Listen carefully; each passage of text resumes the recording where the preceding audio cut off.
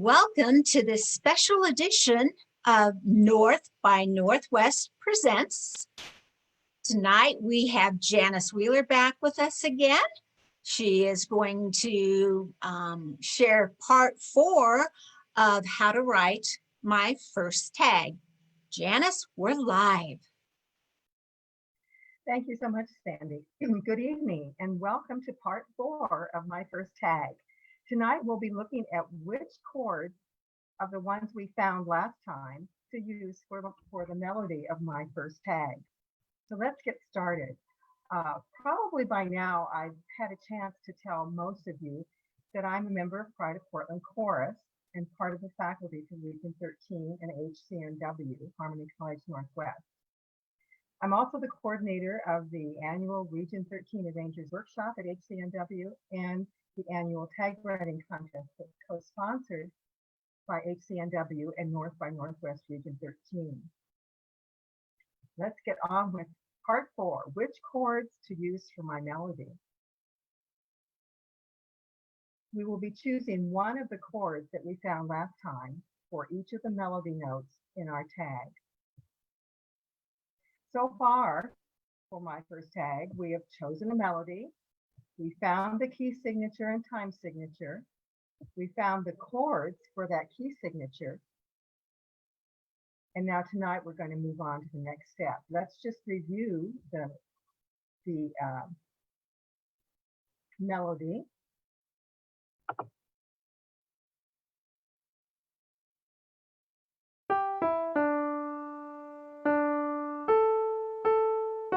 So we're looking for the chords to go with that melody.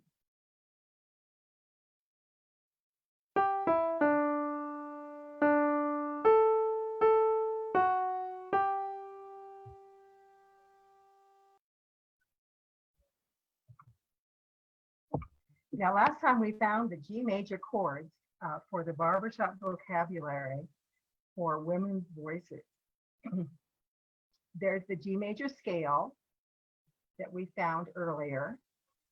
And the chords that we found for the G major scale include the major triads and the 7th and the 9th. And they're all listed there for you on the staff. We also looked at the G major scale 6, the augmented triads, and the diminished 7th.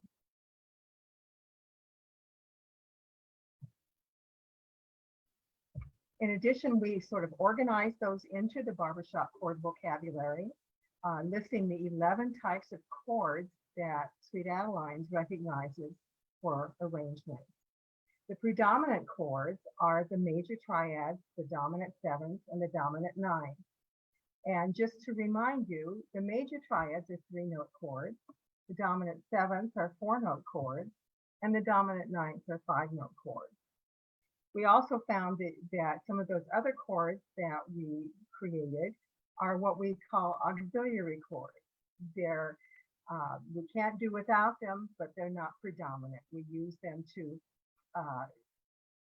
enhance the dominant 7th, 9th, and the major triad.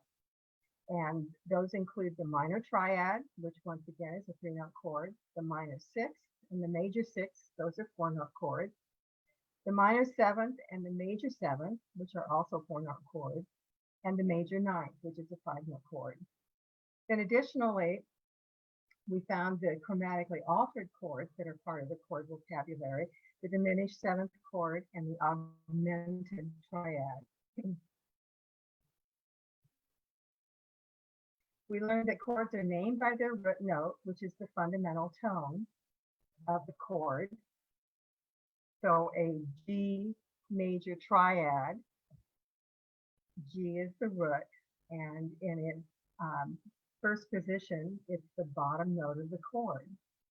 A chord results when 3 or more different pitches of a scale are sounded simultaneously. And in Barbershop, we utilize primarily the triads, the 7th, and the 9th. We know that chords can be consonant or dissonant. When we talk about consonant chords, we're talking about chords that are stable and feel at rest. Dissonant chords, on the other hand, are unstable and seem to be restless or wanting to move on. Now, this is the basic definition that applies to how we use the chords in our vocabulary for barbershop. You will sometimes hear the definition of consonant versus dissonant as I like the sound versus I don't like the sound, but that's a little limiting for what we do in barbershop because we have some key dissonant chords that we rely on for our sound. So what accounts for the restlessness of the dominant seventh chords that we talked about? And they are considered to be a dissonant chord. Well, it's the tritone interval that is part of the dominant seventh chord that account for the restlessness of the dominant family chord. A tritone interval is created when two notes within a chord are 3 whole steps or 6 half steps apart. There you see a D7 chord, which is part of the G major scale. It's our dominant seventh chord. And notice that if we add the chord numbers for that chord spelling, the D chord is the root chord or the 1 chord. The F sharp is the 3rd. The A is the 5th. And the C is the 7th. But in reality, it's a flat 7th. And we'll look at why we say that a little bit later. But for just now, trust me on that. You'll remember that when we created that chord, we combined every other note beginning with D in the G major scale and created that 4-note cluster to stack vertically on the staff. Now let's take a look at the space between the F sharp and the C. This note and this note, which when you see it on the staff, it's this note, the F sharp, and the C. I couldn't make these letters small enough to fit on the staff and still be able to read them. So there are 3 whole steps between F sharp and C. And the way you count that, we have F sharp. So F sharp to G is a half step. So we would have to go on to G sharp, or the note that would be in between G and A. So our first step. Then between G sharp and A sharp, we would have another step. And then between A sharp and C is our 3rd step. And of course, the reason that works out like that is because there's no black key between the B and the C. So it's just 1 step from B, excuse me, a half step from B to C. In the key of G major, the tritone interval of F sharp to C is part of 2 7th chords and 1 9th chord. The D7 has been diagrammed for you above there. But it's also that same tritone interval is part of a D9 chord, and it's also part of the F sharp minor 7th flat 5 chord. To give you an idea of what a tritone interval sounds like, let's listen to the F sharp, the C, and then the F sharp and C together, and then the D7 chord complete.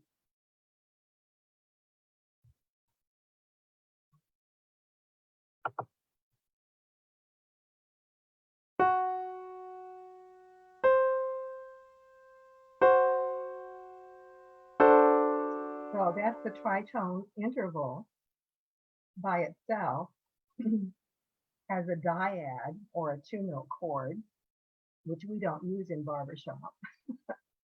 And the 4-note chord known as D7. So listen again, so you hear that sound, because it's kind of an interesting sound. And some people consider it to be a dissonant sound, but in barbershop, we take advantage of it.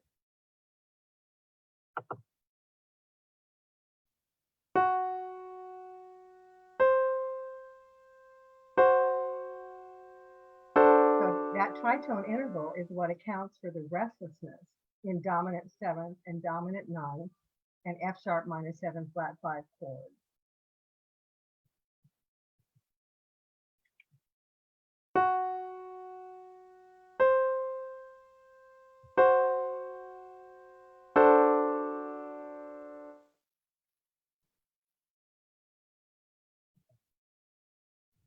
The chords in the G major scale that have that tritone interval in their structures are the D7 and D9, which are the 5-7 and 5-9 chord, and the F sharp minor 7 flat 5 chord, which is the 7-7 chord that can be used as a 5-9 chord when you drop the root. So here are the harmonized sevenths of the G major scale that have the tritone interval, and you'll notice there that it is the D7 chord on the staff here, and the F sharp minor 7 flat 5 chord. Remember, we also call this the leading dominant chord. And one of the key characteristics about these two chords in the G major scale is that they both have a tendency to draw you back to the one chord, or the tonic chord of the scale. And that particular characteristic of these kinds of chords is very important to barbershop. So you'll notice that, as we said before, those two of the chords that we consider predominant for barbershop are chords that contain the tritone interval. So it is very important. And the other chord, that type of chord that we consider predominant, is the chord that they lead us back to, which is the dominant, the major triad chord, known especially, it draws us back to the tonic chord. So whenever I talk to people about seventh chords, they always want to know how they differ, because there's quite a few of them. And we use them all in barbershop, but some of them we use a lot more than others. Now these chords are written with all of them having the same root, so you can see easily how they differ one from the next. And what you'll notice, this is the C major seventh chord, which if we take any major scale and create a seventh chord on the first degree of that scale, then we get this type of chord, a major seventh chord. And between its bottom note and its top note are 11 half steps. When we go to the C dominant seventh chord, the distance between the bottom note and the top note is reduced. It's reduced to 10 half steps. So between C and B flat would be 10 half steps. And we would call then this top note, in order to have that distance, it would have to be flatted or reduced by a half step. And so that's why we call it a flat seventh, to distinguish it from the major seventh. And also to recognize the difference in distance between its top note and its bottom note. A C minor seventh chord is also 10 half steps from C to B flat, but or from bottom note to top note, but the third is reduced by a half step. So the third is flatted. So we say we have a flat 7 and a flat 3 in a minor seventh chord. The C minor seventh flat 5 chord is once again 10 half steps from the top note to the bottom note, or the bottom note to the top note. It has the same flat 3 as the C minor 7, but it also has a flat 5. So that's what a C minor 7 flat 5 chord is. And you'll notice that the name makes sense, because it's like a C minor 7th chord, except it has one more note flatted. The C diminished 7th chord is the last of the chords that we have in the barbershop vocabulary. And that has just 9 half steps from the bottom to the top. And so we have the flat 3 and the flat 5 like we have in the 2 previous chords, but now we have a double flatted 7. And that means it's reduced by 2 half steps. So if you wanted, you could write that note as an A, but to keep the stacks nice and straight, we write it as a double flat.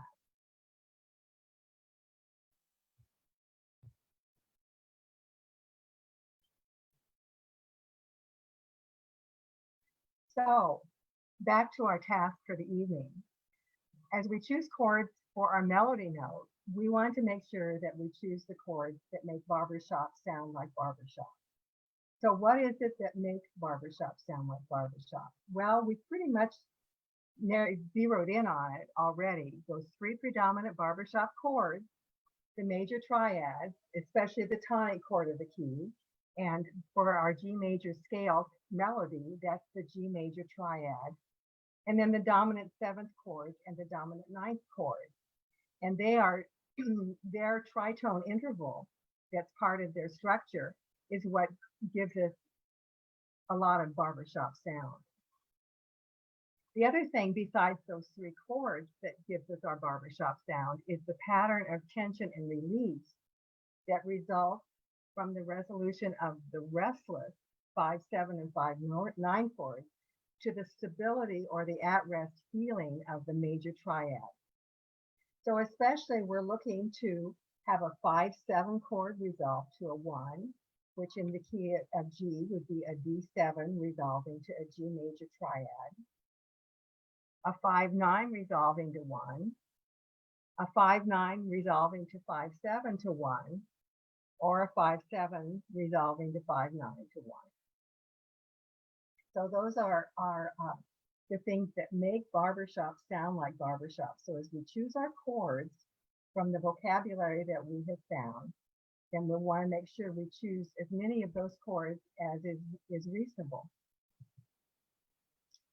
So here we are, there's our melody, our night, and there are our chords, and we're going to be using primarily triads, 7th and 9th.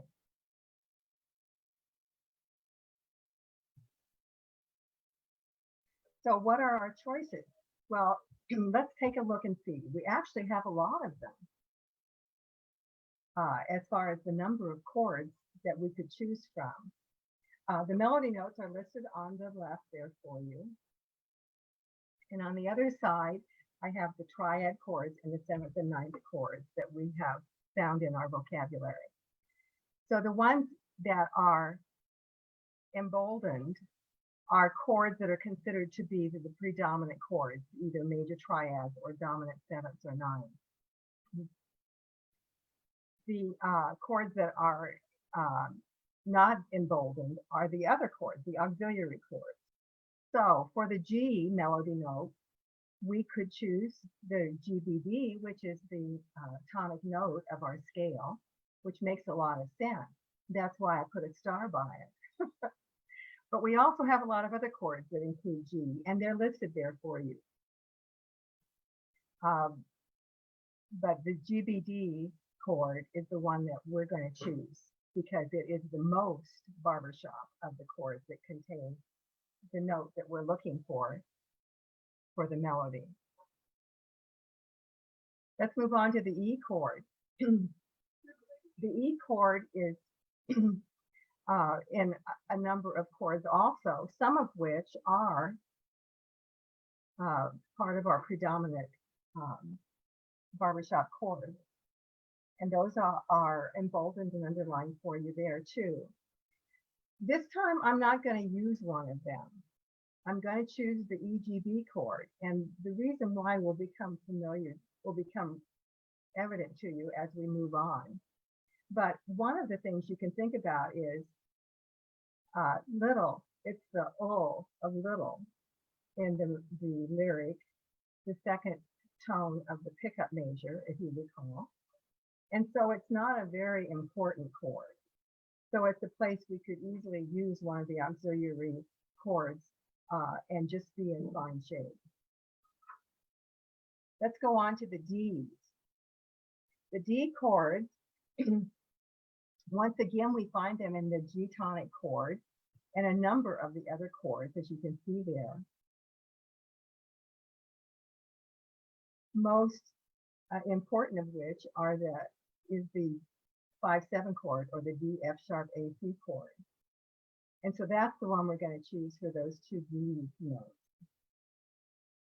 Then we move on to the A's. You see, again, there are lots of choices there, but when you stop and think about, okay, what kinds of chords will make it sound most like Barbershop, we're going to choose once again the D, F sharp, and A C, the dominant 7th chord. And the F sharp is an interesting chord because remember the minor 7th flat 5 chord. It contains the same 4 tones as the dominant 9th chord if we drop the root. So here's the minor 7th flat 5 chord, and here's the dominant 9th chord. And you see if we just leave the root off, we have the same 4 notes. So we can call it either a minor 7th flat 5 or a dominant 9.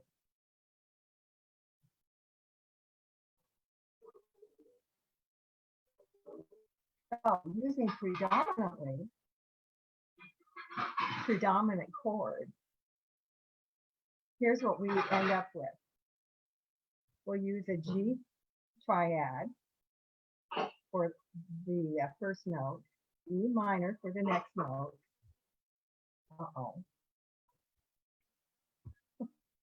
Touchy. And then we'll use D7 for the next several notes. And then finally a D9 or a minor 7th flat 5 chord, and then a G again for the at-rest feel of the completion of the melody. Notice if we assign our Roman numerals to those chords as they exist in the G major scale, we find that we start on a 1 note or a 1 chord. We then move to the 6th chord. And this is kind of interesting and a little, I don't have anything written on this, but the 6th chord is the relative minor of the tonic chord. And so it is an important chord in the structure of key of G composition. And if that whets your appetite a little, we can talk about that more another time, maybe at one of the arrangers workshops. Then the D7s, of course, are the 5/7 chords. And remember what we learned about the 5/7s and the 5/9s leading to the 1 chord? Well, notice that we started with a 1 chord. So we started in a restful place, but then we quickly moved on to a restless place. And then we settled back to our at-rest tonic triad. And that's pretty typical for a barbershop composition, whether it's a long song or a 4 measure tag. So we've actually accomplished our goal for tonight. We've chosen one of those chords that we found last time for each melody note. But we're not quite finished yet. You may be thinking about this time, what about the other staff on the manuscript of Barbershop sheet music, the one with the bass clef symbol? So far, we've only been looking at melody notes and chords on the treble clef, which we know is also referred to as the G clef.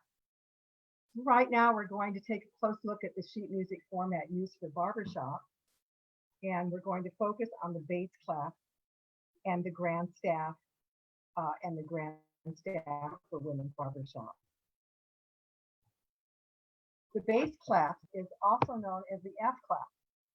You remember when we looked at the treble clef and referred to it as the G clef, it was because the curl of the treble clef symbol shows right where G4 is. And so that's how we get our bearings for where the different pitches are on the staff. On the bass clef, we know how to name notes on the bass clef because the two dots on either side of the next to the top line shows where F3 is, the first F below middle C. Right there. And you may recall that the G4 is the first G above middle C. As with the treble clef, the first 7 letters of the alphabet are used to name the pitches for notes on the lines and spaces of the bass clef. And you can place them on the staff with your knowledge of where F3 is.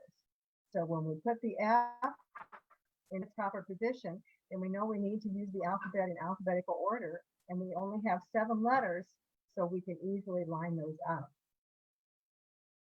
So when we do that, we find out that this is what the melody looks like on the bass clef. There's G, G. Here's E, there's the E, D, D, A, F sharp, and G. So that's what the melody looks like written on the bass clef.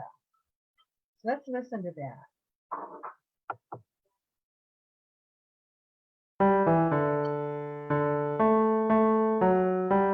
So that sounded quite a bit lower than the treble clef. And that's how it normally will be when the bass clef looks like the bass clef on those staves.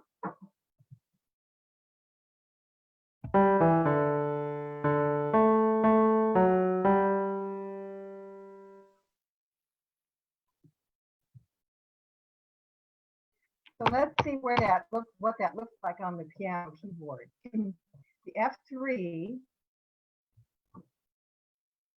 this is middle C, so the F3 is the first F below middle C. And so it is known as F3 because it is in the 3rd octave on the 88 key keyboard of the piano. How does this compare to the G4 that we found previously? Well, as you can see, they're about an octave apart. The G4 is the note just below, the first white note below the yellow key there. That's G4. And then not too many steps away is the F3.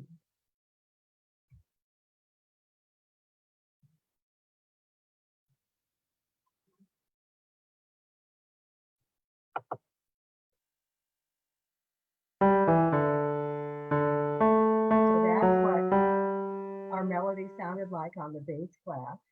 Here's what our melody sounds like on the treble clef.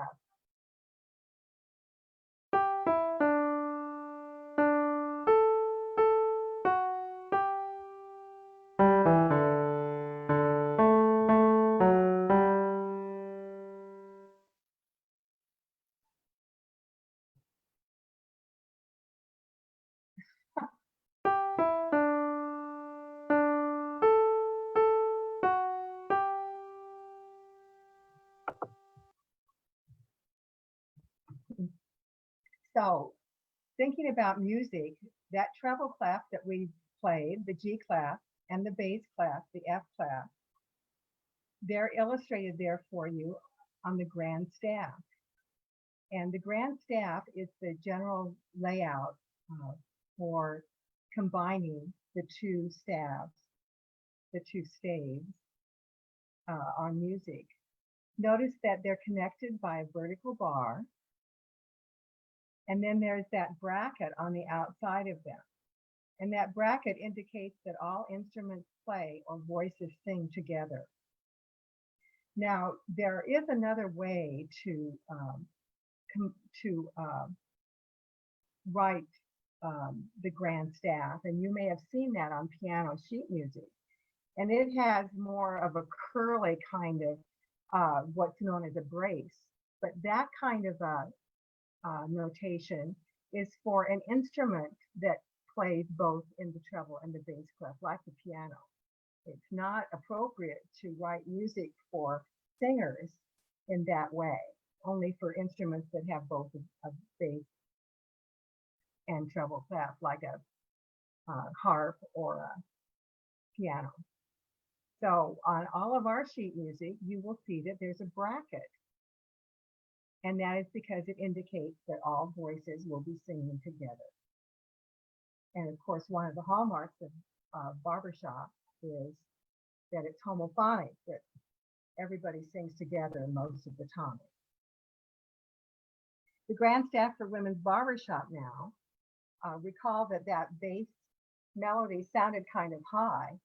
Well, the way we fix that to match women's voices and how they'll be singing is by putting that little 8 on top of the bass clef symbol. And that little 8 is what makes it an octave clef. So that's a bass octave clef. If you want to get really technical, it's a supra bass octave clef.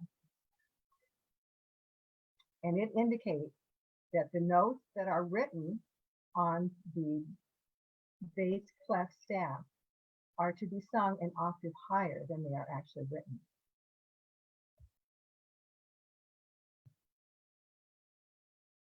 Octave clefs, as I said, are used to indicate that notes are intended to be sounded an octave higher or lower than written. If the number 8 is above the clef symbol, then it's an octave higher. If the number 8 is below the clef symbol, then it would be an octave lower, that it would be intended to be either sounded or sung. So the F stays in the same place. It's just that we know it's an octave higher than it's written. And so it's still considered to be, the placement is as an F3 note, even though we know we're singing it an octave higher. So let's listen again. Whoops. Too many choices here.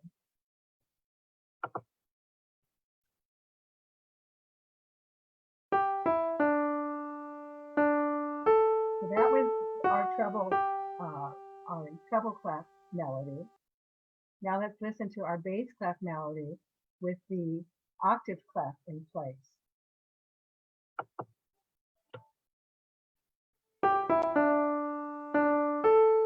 So now they sound the same. So that's how that works. And of course, we want them to sound the same because we only have one melody amongst all of the singing that we do for a given composition.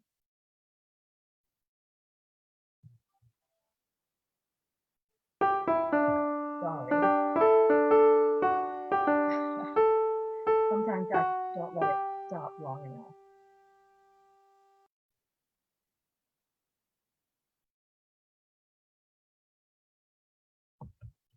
Let me make sure it's done. Okay. All right. My first tag on the grand staff of Women's Barbershop. If we were going to place the melody of my first tag on the grand staff of Women's Barbershop so that all 4 parts are in unison, it would look and sound like the music displayed below.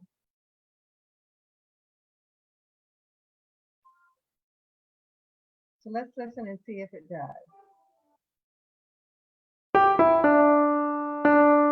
If everybody sings the same note at the same time, in unison, that's what it looks like on the paper.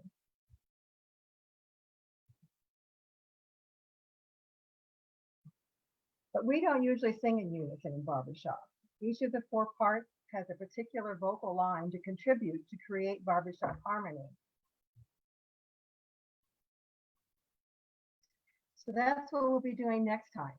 For each of the chords we've chosen for the melody of my first tag tonight, we will decide next time which of the notes of each of those chords to use for which part. And we refer to that as assigning chord parts to voice parts.